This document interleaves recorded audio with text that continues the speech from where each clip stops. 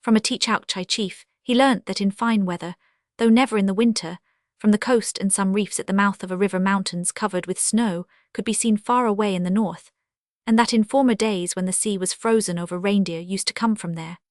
The chief had himself once seen a herd of reindeer on their way back to the north by this route, and he had followed them in a sledge for a whole day, until the state of the ice compelled him to give up the experiment. His father had told him, too, that a Teach-out-Chai had once gone there with a few companions in a skin boat, but he did not know what they had discovered or what had become of them. He was sure that the land in the north was inhabited, because a dead whale had once been washed on to Arctic Island with spears tipped with slate in its flesh, and the Teach-out-Chais never used such weapons. These facts were very curious, and they increased Rangel's desire to penetrate to the unknown northern districts, but the truth of all the rumours was not verified until our own day. Between 1820 and Rangel made 4 expeditions in sledges from the mouth of the Kolyma, which he made his headquarters, first exploring the coast to Cape Teach-Elagskoy, and enduring 35 degrees of cold, and in his second trip trying how far he could go across the ice, an experiment resulting in a journey of 400 miles from the land. In the third year, 1822, Rangel started in March with a view to verifying the report of a native who said he had seen land in the offing.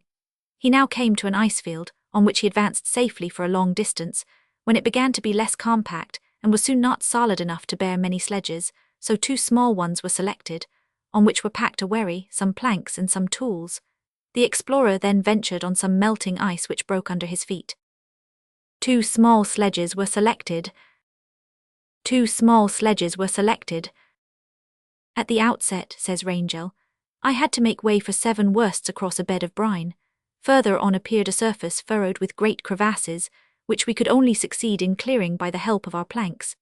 I noticed in this part several small mounds of ice in such a liquefying condition that the slightest touch would suffice to break it and convert the mound into a round slough. The ice upon which we were travelling was without consistency, was but a foot in thickness, and, what was more, was riddled with holes.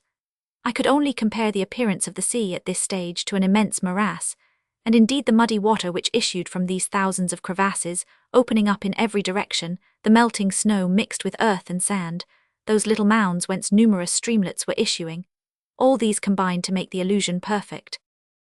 Rangel had advanced some 140 miles, and it was the open sea or the Palynia, as he calls vast expanses of water, north of Siberia, the outskirts of which he had reached, the same in fact as that already cited by Leontjew in 1764 and Hedenstroem in 1810. On his 4th voyage Rangel and his small party of followers started from Cape Yakan, the nearest point to the Arctic regions, and after passing Cape Teach-Elagskoy made for the north.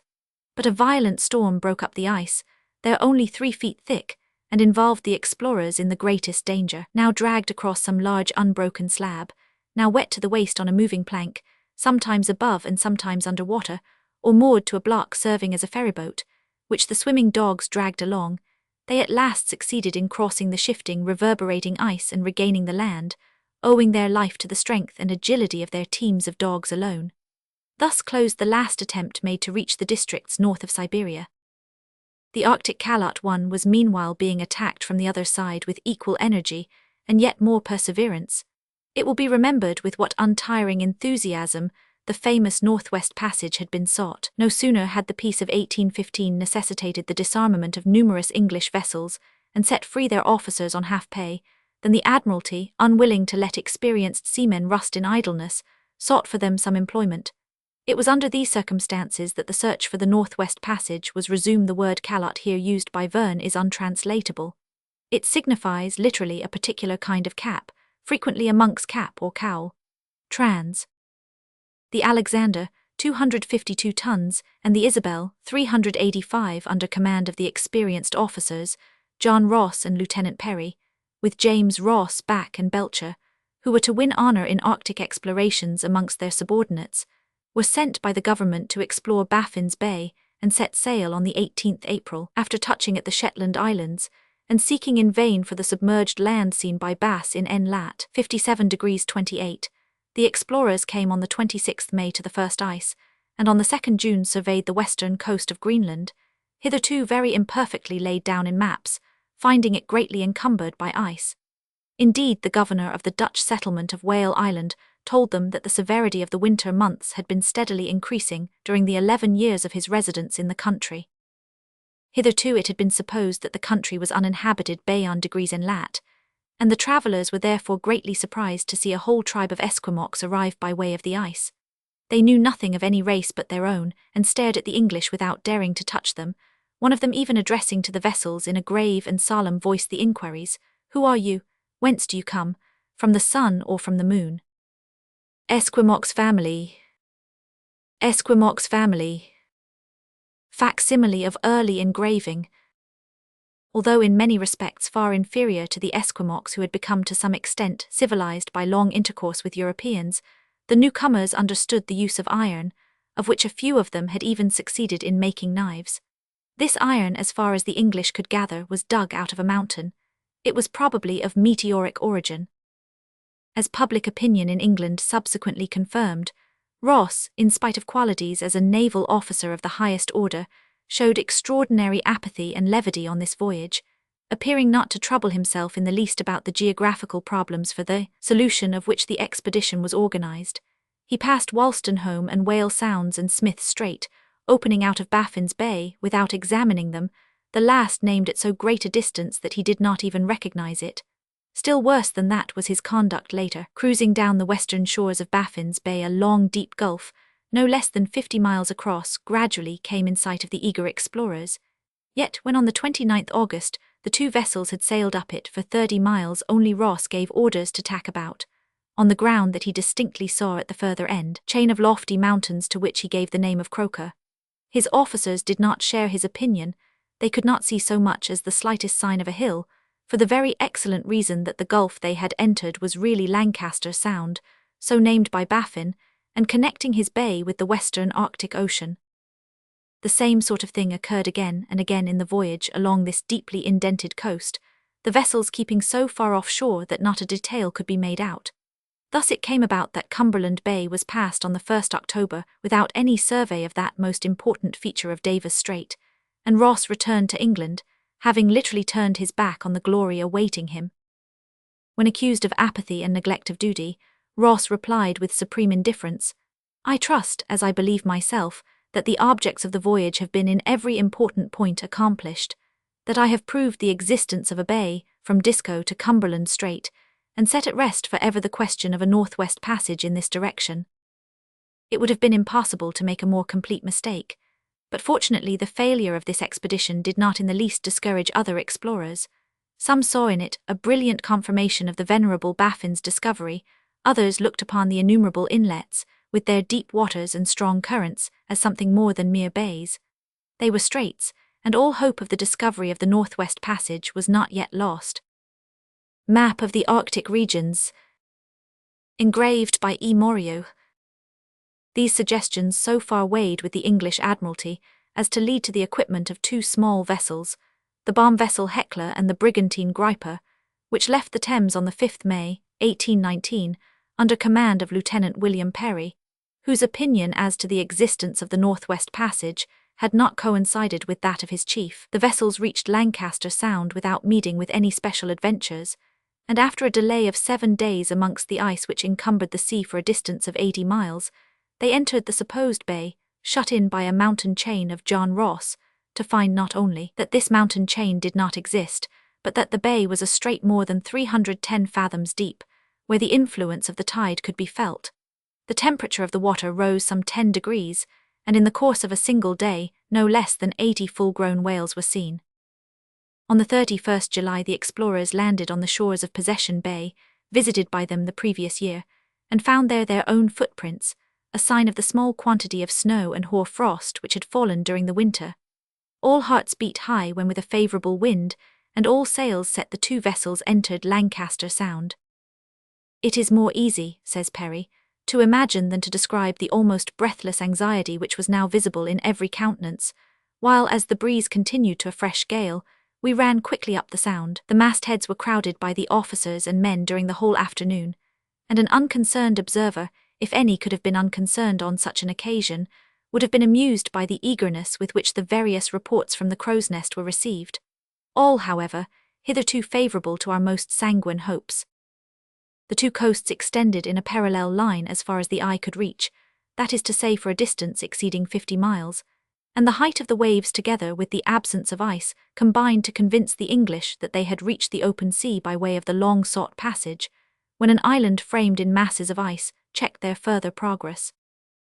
An arm of the sea, however, some 12 leagues wide, opened on the south, and by it the explorers hoped to find a passage less encumbered with ice. Strange to say, as they had advanced in a westerly direction through Lancaster Sound, the vibrations of the pendulum had increased, whilst now it appeared to have lost all motion, and we now therefore witnessed for the first time the curious phenomenon of the directive power of the needle becoming so weak as to be completely overcome by the attraction of the ship, so that the needle might now be properly said to point to the north pole of the ship. The arm of the sea widened as the vessels advanced in a westerly direction, and the shores seemed to bend sensibly towards the southwest, but after making some 120 miles further progress was again barred by ice. The explorers therefore returned to Barrow Strait, of which Lancaster Sound is but the entry, and once more entered the sea, now free from the ice, by which it had been encumbered a few days previously. In W. Long, 92° 1', was discovered an inlet called Wellington Channel, about 8 leagues wide, entirely free from ice and apparently not bounded by any land. The existence of these numerous straits led the explorers to the conclusion that they were in the midst of a vast archipelago, an opinion daily receiving fresh confirmation. The dense fogs, however, made navigation difficult, and the number of little islands and shallows increased whilst the ice became more compact. Perry, however, was not to be deterred from pressing on towards the west, and presently his sailors found on a large island, to which the name of Bathurst was given, the remains of some Esquimaux huts and traces of the former presence of reindeer. Magnetic observations were now taken, pointing to the conclusion that the magnetic pole had been passed on the north. Another large island, that of Melville, soon came in sight, and in spite of the fogs and ice the expedition succeeded in passing W. Long, 110 degrees, thus earning the reward of 100 L. Sterling promised by the English government. A promontory near Melville Island was named Cape Munificence, whilst a good harbour close by was called Hecla and Griper Bay. It was in Winter Harbour at the end of this bay that the vessels passed the winter. Dismantled for the most part, says Perry, the yards however being laid for walls and roofed in with thick wadding tilts, they were sheltered from the snow, whilst stoves and ovens were fixed inside. Hunting was useless, and resulted in nothing but the frost biting of the limbs of some of the hunters, as Melville Island was deserted at the end of October by all animals, except wolves and foxes. To get through the long winter without dying of ennui was no easy matter, but the officers hit upon the plan of setting up a theatre, the first representation in which was given on the 6th November, the day of the disappearance of the sun for 3 months. A special piece was given on Christmas Day, in which allusion was made to the situation of the vessels, and a weekly paper was started called the North Georgia Gazette and Winter Chronicle, which with Sabine as editor run into 21 numbers, all printed on the return to Europe of the expedition. In January scrofula broke out, and with such virulence as to cause considerable alarm, but the evil was soon checked by skilful treatment and the daily distribution of mustard and cress, which Perry had managed to grow in boxes round his stove. On the 7th February the sun reappeared, and although many months must elapse before it would be possible to leave Melville Island, preparations for a start were at once begun. On the 30th April the thermometer rose to 0, and the sailors taking this low temperature for summer wanted to leave off their winter clothes. The first ptarmigan appeared on the 12th May, and on the following day were seen traces of reindeer and of musk goats on their way to the north.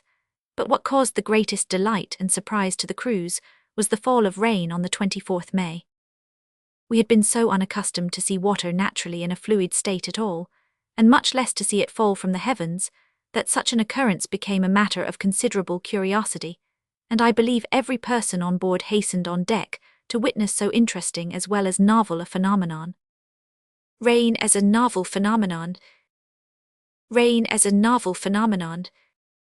During the first fortnight in June, Perry, accompanied by some of his officers, made an excursion to the most northerly part of Melville Island. On his return, vegetation was everywhere to be seen, the ice was beginning to melt, and it was evident that a start could soon be made. The vessels began to move on the 1st August, but the ice had not yet broken up in the offing, and they got no further than the eastern extremity of Melville Island, of which the furthest point reached by Perry was in N. Lat. 113 degrees 46, 13 and W long, 113 degrees 46, 43. The voyage back was unmarked by any special incident, and the expedition got back to England towards the middle of November. The results of this voyage were numerous and important. Not only had a vast extent of the Arctic regions been surveyed, but physical and magnetic observations had been taken, and many new details collected on their climate and animal and vegetable life.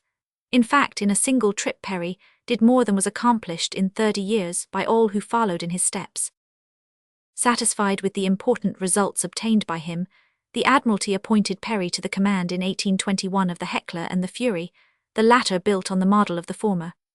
On this new trip, the explorer surveyed with the greatest care the shores of Hudson's Bay and the coast of the peninsula of Melville, not to be confounded with the island of the same name. The winter was passed on Winter Island on the eastern coast of this peninsula, and the same amusements were resorted to which had succeeded so well on the previous expedition, supplemented most effectively by the arrival on the 1st February of a party of Esquimaux from across the ice. Their huts, which had not been discovered by the English, were built on the beach, and numerous visits paid to them during the 18 months passed on Winter Island gave a better notion than had ever before been obtained of the manners, customs, character, and sea of this singular people.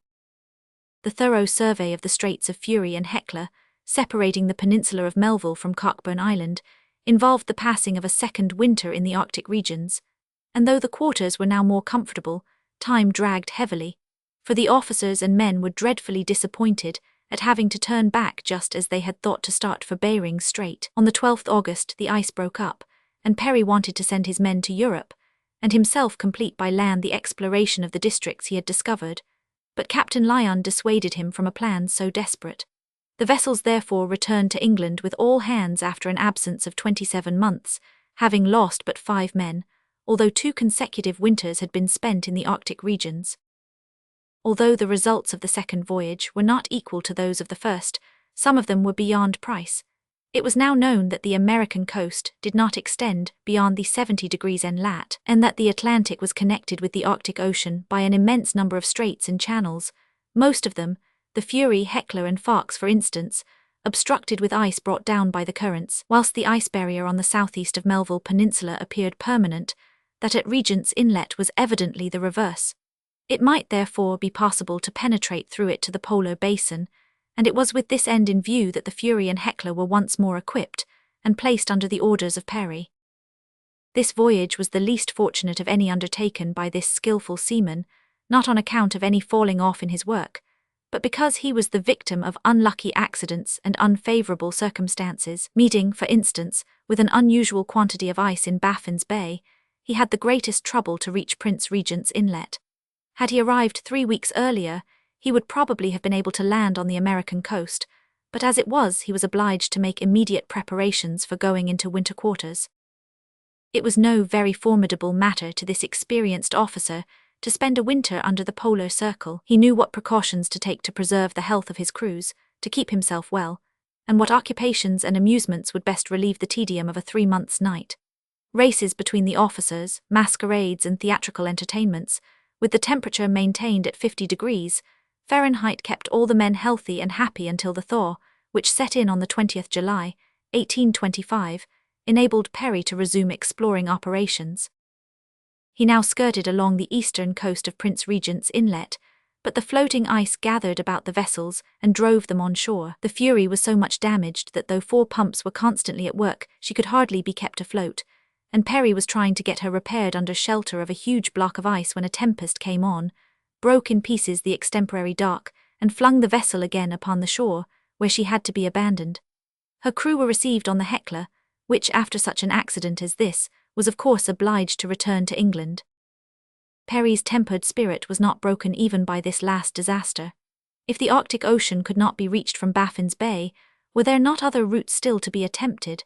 The vast tract of ocean between Greenland and Spitzbergen, for instance, might turn out less dangerous, freer as it of necessity would be from the huge icebergs which gather about the Arctic coasts. The earliest expeditions in these latitudes of which we have any record are those of Scoresby, who long cruised about them in search of whales. In 1806 he penetrated in E long, 16 degrees reckoning from Paris, beyond Spitzbergen, i.e. to N lat, 81 degrees 30, where he saw ice stretching away in the ENE, whilst between that and the SE the sea was open for a distance of 30 miles. There was no land within 100 miles. It seems a matter of regret that the whaler did not take advantage of the favourable state of the sea to have advanced yet further north, when he might have made some important discovery, perhaps even have reached the pole itself. Perry now resolved to do what the exigencies of his profession had rendered impossible to Scoresby, and leaving London on the Hecla on the 27th March, 1827, he reached Lapland in safety, and having at Hammerfest embarked dogs, reindeer and canoes, he proceeded on his way to Spitzbergen. Port Essen-Werenberg, where he wished to touch, was still shut in with ice, and against this barrier the Hecla struggled until the 24th May, when Perry left her in Hinlopen Strait, and advanced northwards with Ross, Crozier, a dozen men, and provisions for 72 days in a couple of canoes. After leaving a depot of provisions at 7 Islands, he packed his food and boats on sledges specially constructed for the occasion, hoping to cross in them the barrier of solid ice, and to find beyond a navigable if not an entirely open sea. The ice did not, however, as Perry expected, turn out to form a homogeneous mass. There were here and there vast gaps to be forded or steep hills to be climbed, and in 4 days the explorers only advanced about 8 miles in a northerly direction. On the 2nd July, in a dense fog, the thermometer marked -9 above zero in the shade, and -3 in the sun, and as may be imagined the march across the broken surface, gaping everywhere with fissures, was terribly arduous, whilst the difficulties were aggravated by the continual glare from the snow and ice. In spite, however, of all obstacles the party pressed bravely on, and on the 20th July found they had got no further than in lat. 82°37, i.e. only about 5 miles beyond the point reached 3 days previously. Now, as they had undoubtedly made at least about 14 miles in the interval, it was evident that the ice on which they were was being drifted southwards by a strong current.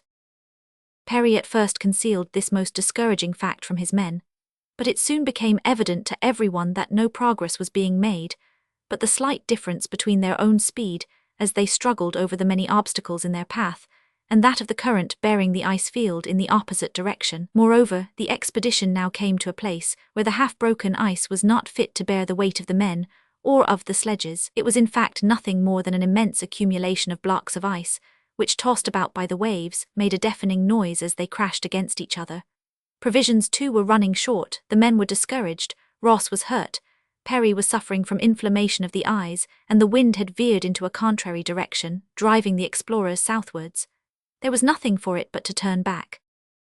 This venturesome trip, throughout which the thermometer had not sunk beneath 2°2, might have succeeded had it been undertaken a little earlier in the season, for then the explorers could have penetrated Bay on -4. In any case, they would certainly not have had to turn back on account of rain, snow and damp, all signs of the summer thaw. When Perry got back to the Hecla, he found that she had been in the greatest danger. Driven before a violent gale, her chains had been broken by the ice, and she had been flung upon the beach and run aground. When got off, she had been taken to Waigat Strait. All dangers past, however, the explorers got back safely in the rescued vessel to the Orkneys, where they landed, and whence they returned to London, arriving there on the 30th September. Whilst Perry was seeking a passage to the Pacific, by way of Baffin's or Hudson's Bay, several expeditions were organized to complete the discoveries of Mackenzie and survey the North American coast. These expeditions were not fraught with any great danger, and the results might be of the most vital importance alike to geographical and nautical science. The command of the first was entrusted to Franklin, afterwards so justly celebrated, with whom were associated Dr. Richardson, George Back, then a midshipman in the Royal Navy, and 2 common seamen. The explorers arrived on the 30th August at York Factory on the shores of Hudson's Bay, and having obtained from the fur hunters all the information necessary to their success, they started again on the 9th September, reaching Cumberland House, 690 miles further, on the 22nd October. The season was now nearly at an end, but Franklin and Back nevertheless succeeded in penetrating to Fort Chipway on the western side of Lake Athabasca, where they proposed making preparations for the expedition of the ensuing summer. This trip of 857 miles was accomplished in the depth of winter with the thermometer at between 40 degrees and degrees below zero. Early in spring, Dr. Richardson joined the rest of the party at Fort Chipway, and all started together on the 18th July, 1820, in the hope of reaching comfortable quarters at the mouth of the Coppermine before the bad season set in. Franklin and his people did not, however, make sufficient allowance for the difficulties of the route, or for the obstacles resulting from the severity of the weather, and it took them till the 20th August to cross the waterfalls, shallows, lakes, rivers and portages which impeded their progress. Game too was scarce. At the first appearance of ice on the ponds, the Canadian guides began to complain, and when flocks of wild geese were seen flying southwards, they refused to go any further. Annoyed as he was at this absence of goodwill in the people in his service, Franklin was compelled to give up his schemes, and when 550 miles from Fort Chipway in N. lat. 64 degrees 28 W long, 118 degrees 6, he built on the banks of Winter River a wooden house, which he called Fort Enterprise. Here the explorers collected as much food as they could, manufacturing with reindeer flesh what is known throughout North America as pemmican. At first the number of reindeer seen was considerable. No less than 2,000 were once sighted in a single day, but this was only a proof that they were migrating to more clement latitudes. The pemmican prepared from 80 reindeer, and the fish obtained in Winter River both run short before the expedition was able to proceed. Whole tribes of Indians, on hearing of the arrival of the whites, collected about the camp, greatly harassing the explorers by their begging, and soon exhausted the supply of blankets, tobacco, and sea, which had been brought as means of barter. Disappointed at the non-arrival of reinforcements with provisions, Franklin sent back with an escort of Canadians to Fort Chipway on the 18th October. "I had the pleasure," says Back, writing after his return, "of meeting my friends all in good health, after an absence of nearly 5 months, during which I travel miles in snowshoes, and had no other covering at night in the woods than a blanket and deerskin, with the thermometer frequently at 40 degrees, and once at 57 degrees below zero, and sometimes passing 2 or 3 days without tasting food." Those who remained at the fort also suffered terribly from cold, the thermometer sinking 3 degrees lower than it had done when Perry was at Melville Island, 9 degrees nearer the pole. Not only did the men suffer from the extreme severity of the cold, but the trees were frozen to the pith, and axes broke against them without making so much as a notch. 2 interpreters from Hudson's Bay had accompanied Back to Fort Enterprise, one of whom had a daughter said to be the loveliest creature ever seen, and who, though only 16, had already been married twice. One of the English officers took her portrait, to the terrible distress of her mother, who feared that if the great chief of England saw the inanimate representation he would fall in love with the original. On the 14th June the Coppermine River was sufficiently free from ice to be navigable, and although their provisions were all but exhausted, the explorers embarked upon it. As it fortunately turned out, however, game was very plentiful on the green banks of the river, and enough musk oxen were killed to feed the whole party. The mouth of the Coppermine was reached on the 18th July, when the Indians, afraid of meeting their enemies, the Esquimaux, at once returned to Fort Enterprise, whilst the Canadians scarcely dared to launch their frail boats on the angry sea. Franklin at last succeeded in persuading them to run the risk, but he could not get them to go further than Cape Turn again in N. lat. 68 degrees 30, a promontory at the opening of a deep gulf dotted with islands, to which the leader of the expedition gave the name of Coronation, in memory of the accession of George Roman IV. Franklin had begun to ascend Hood River, when he was stopped by a cataract 250 feet high, compelling him to make his way overland across a barren, unknown district, and through snow more than 2 feet deep. The fatigue and suffering involved in this return journey can be more easily imagined than described. Suffice it to say that the party arrived on the 11th October in a state of complete exhaustion, having eaten nothing for 5 days, at Fort Enterprise, which they found utterly deserted. Ill and without food, there seemed to be nothing left for Franklin to do but to die. The next day, however, he set to work to look for the Indians, and those of his party who had started before him, but the snow was so thick he had to return without accomplishing anything. For the next 18 days life was supported by a kind of buoy made from the bones and the skin of the game killed the previous year, and at last, on the 29th October, Dr. Richardson arrived with John Hepburn, only looking thin and worn and scarcely able to speak above a whisper. It seemed as if they were doomed. We quote the following from Disborough Cooley. Dr. Richardson had now a melancholy tale to relate. For the first 2 days his party had nothing whatever to eat. On the 3rd day Mitchell arrived with a hare and partridge, which afforded each a small morsel. Then another day passed without food. On the 11th, Mitchell offered them some flesh, which he said was part of a wolf, but they afterwards became convinced that it was the flesh of one of the unfortunate men who had left Captain Franklin's party to return to Dr. Richardson. Mitchell was daily growing more insolent and shy, and it was strongly suspected that he had a hidden supply of meat for his own use. On the 20th, while Hepburn was cutting wood near the tent, he heard the report of a gun, and looking towards the spot saw Mitchell dart into the tent. Mr. Hood was found dead. A ball had entered the back part of his head, and there could be no doubt but that Mitchell was the murderer. He now became more mistrustful and outrageous than before, and as his strength was superior to that of the English who survived, and he was well armed, they became satisfied that there was no safety for them but in his death. "I determined," says Dr. Richardson, "as I was thoroughly convinced of the necessity of such a dreadful act, to take the whole responsibility upon myself, and upon Mitchell coming up, I put an end to his life by shooting him through the head." Many of the Indians who had accompanied Richardson and Hepburn had died of hunger, and the two leaders were on the brink of the grave when, on the 7th November, 3 Indians, sent by Back, brought them help. As soon as they felt a little stronger, the 2 Englishmen made for the company's settlement where they found Back, to whom they had twice owed their lives on this one expedition. The results of this journey, in which 5,500 miles had been traversed, were of the greatest importance to geographical, magnetic, and meteorological science, and the coast of America had been surveyed as far as Cape Turn again. In spite of all the fatigue and suffering so bravely borne, the explorers were quite ready to make yet another attempt to reach the shores of the Polar Sea, and at the end of 1823, Franklin received instructions to survey the coast west of Mackenzie River, all the agents of the company being ordered to supply his party with provisions, boats, guides, and everything else they might require.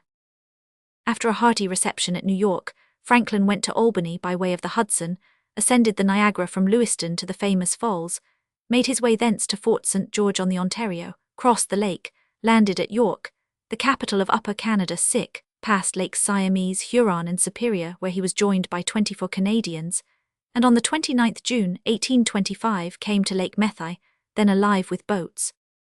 Whilst Dr. Richardson was surveying the eastern coast of Great Bear Lake, and Back was superintending the preparations for the winter, Franklin reached the mouth of the Mackenzie, the navigation of which was very easy, no obstacles being met with, except in the delta. The sea was free from ice, and black and white whales and seals were playing about at the top of the water.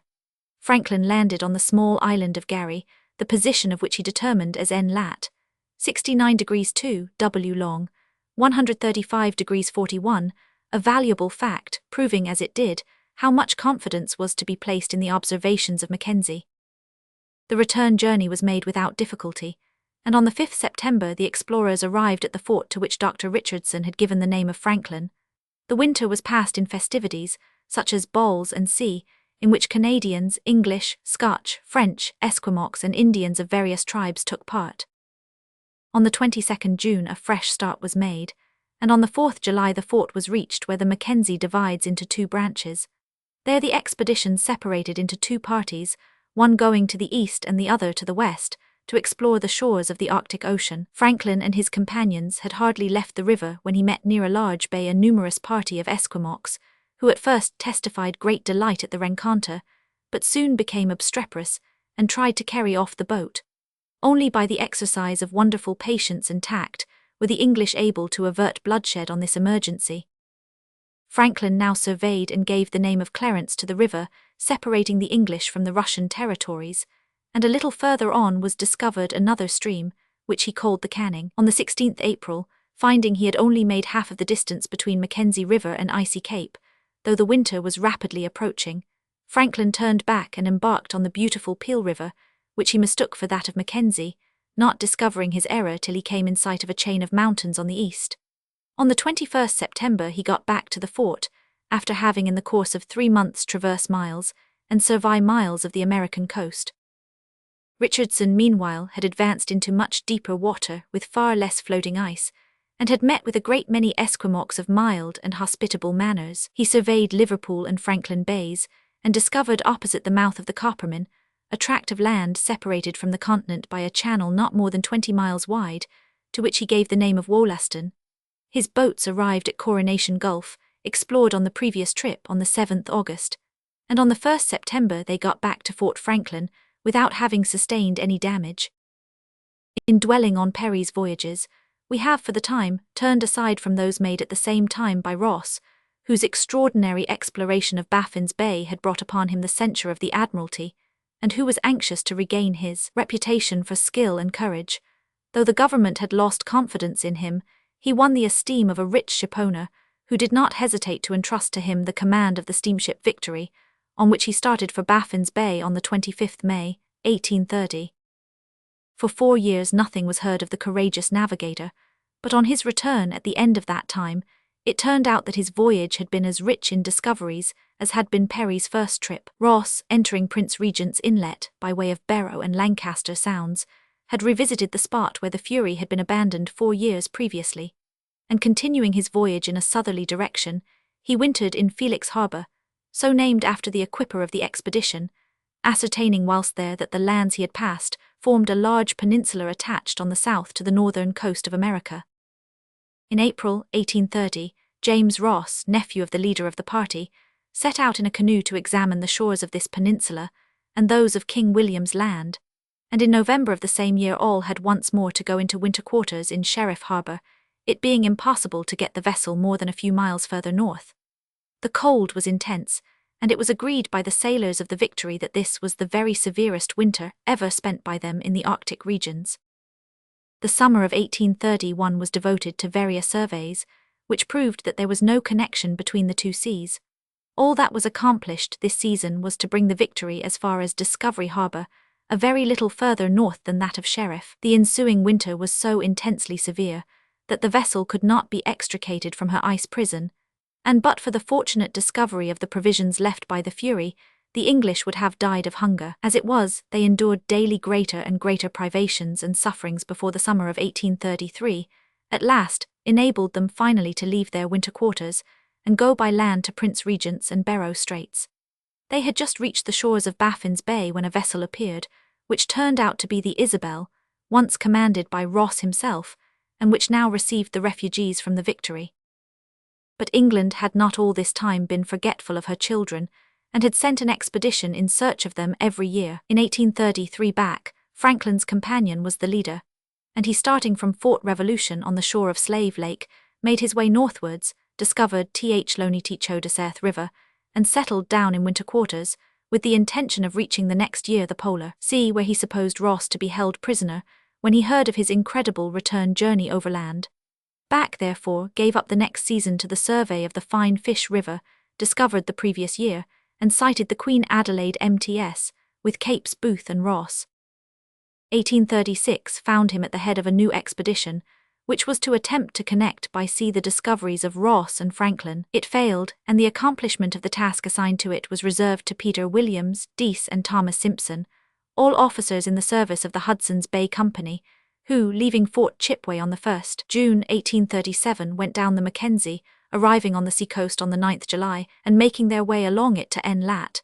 71 degrees 3 and W long, 156 degrees 46, i.e. to a cape they named Simpson, after the governor of their company. Thomas Simpson now made his way overland with 5 men to Port Barrow, already sighted in the direction of Bering Strait by one of Beechey's officers, so that the whole of the North American coast from Cape Turn Again to Bering Strait was now complete, and there was nothing left to do but to explore the space between the former and Point Ogle, a task accomplished by the explorers in a later expedition. Leaving the Coppermine in 1838, they followed the eastern coast, arriving on the 9th August at Cape Turn Again, which was too much encumbered with ice to be rounded. Thomas Simpson therefore remained near it for the winter, discovered Victoria Land, and on the 12th August 1839 arrived at Back River. The rest of the month he devoted to the exploration of Boothia. Discovery of Victoria Land. Discovery of Victoria Land. The whole of the coastline of North America was now accurately laid down, but at the cost of what struggles, devotion, privations, and sufferings. What, however, is human life when weighed in the balance with the progress of science? And with what disinterestedness and enthusiasm must be imbued the savants, sailors, and explorers, who give up all the joys of existence to contribute to the best of their power to the progress of knowledge, and to the moral and intellectual development of humanity. With the voyages last recorded, the discovery of the earth was completed, and with our account of them our work, which began with the first attempts of the earliest explorers, also closes. The shape of the earth is now known, the task of explorers is done. The land on which man lives is henceforth familiar to him, and he has now only to turn to account the vast resources of the countries to which access has recently become easy, or of which he can without difficulty possess himself. How rich in lessons of every kind is this history of 20 centuries of exploration! Let us cast a glance behind us and enumerate the main features of the progress made in this long series of years. If we take the map of the world of Hecatos, who live years before the Christian era, what do we see? When it was published, the known world did not extend beyond the basin of the Mediterranean, and the whole, with a terribly distorted outline, is represented only by a very small portion of southern Europe, the interior of Asia, and part of North Africa, whilst encircling them all is a river without beginning or end, to which is given the name of ocean. Side by side with this map, ancient monument as it is of antique science, let us place a planisphere representing the world as known in 1840, and on this vast surface we shall find the portion known, and that but imperfectly to Hecatos, occupying but an infinitesimal space. Taking these two typical maps as our starting point, we shall be able to judge of the magnitude of the discoveries of modern times. Imagine for a moment all that is involved in thorough knowledge of the whole world, and you will marvel at the results achieved by the efforts of so many explorers and martyrs. You will grasp the importance of their discoveries and the intimate relations between geography and all the other sciences.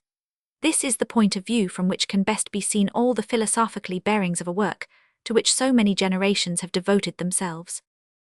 Doubtless the motives actuating these various explorers differ greatly. First, we have the natural curiosity of the owner anxious to know thoroughly every part of the domain belonging to him, so that he may estimate the extent of the habitable districts, and determine the boundaries of the seas and sea. And secondly, we have the natural outcome of a trade, which though still in its infancy, introduced even in remote Norway the products of Central Asian industry. In the time of Herodotus, the aim of explorers was loftier. They wished to learn the history, manners, customs, and religion of foreign races, and later the Crusades, which, whatever else they accomplished, certainly vulgarized Oriental studies, inspired some few with a fervent desire to wrest from infidels the scene of our Lord's Passion, but the greater number with a lust of pillage and a yearning to explore the unknown. Columbus, seeking a new route to the Indies, came across America on the way, and his successors were only anxious to make rapid fortunes, differing greatly indeed from the noble Portuguese who sacrificed their private interests to the glory and colonial prosperity of their country, and were the poorer for the offices conferred on them with a view to doing them honor. In the 16th century, religious persecution and civil war drove to the New World the Huguenots and Puritans, who, whilst laying for England the foundations of colonial prosperity, were to bring about a radical change in America. The next century was essentially one of colonization. In America the French, in India the English, and in Oceania the Dutch established counting houses and offices, whilst missionaries endeavoured to win over to the Christian faith and modern ideas the unchangeable empire of the mean. The 18th century, ushering in our own, rectified received errors, and surveyed minutely alike continents and archipelagos, in a word brought to perfection the work of its predecessors. The same task has occupied modern explorers, who pride themselves on not passing over in their surveys the smallest corner of the earth, or the tiniest islet. With a similar enthusiasm are imbued the intrepid navigators who penetrate the ice-bound solitudes of the two poles, and tear away the last fragments of the veil which has so long hidden from us the extremities of the globe. All then is now known, classed, catalogued, and labelled. Will the results of so much toil be buried in some carefully laid-down atlas, to be sought only by professional savants? No, it is reserved to our use, and to develop the resources of the globe, conquered for us by our fathers at the cost of so much danger and fatigue. Our heritage is too grand to be relinquished. We have at our command all the facilities of modern science for surveying, clearing, and working our property. No more lands lying fallow, no more impassable deserts, no more useless streams, no more unfathomable seas, no more inaccessible mountains. We suppress the obstacles nature throws in our way. The isthmuses of Panama and Suez are in our way, we cut through them. The Sahara interferes with the connection of Algeria and Senegal, we will throw a railway across it. The Pas de Calais prevents two nations so well fitted for cordial friendship from shaking each other by the hand, we will pierce it with a railway. This is our task and that of our contemporaries. Is it less grand than that of our predecessors, that it has not yet succeeded in inspiring any great writer of fiction, To dwell upon it ourselves would be to exceed the limits we laid down for our work. We meant to write the history of the discovery of the world, and we have written it. Our task, therefore, is complete. Finis,